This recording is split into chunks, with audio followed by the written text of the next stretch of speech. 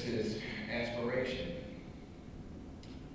Again, Aaron Douglas highly believed, wholeheartedly believed in education.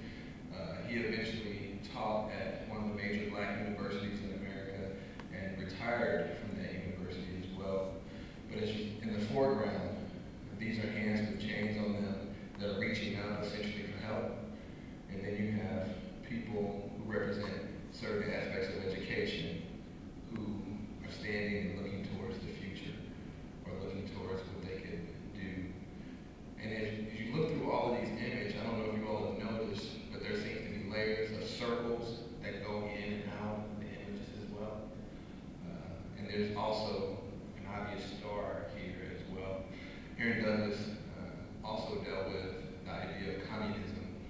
During the Harlem Renaissance, blacks were courted heavily by the Communist Party because they did not feel that they were being treated fairly by the regular American social system. And communism was to them, or was presented to them as the best alternative to what they were experiencing. That if they signed on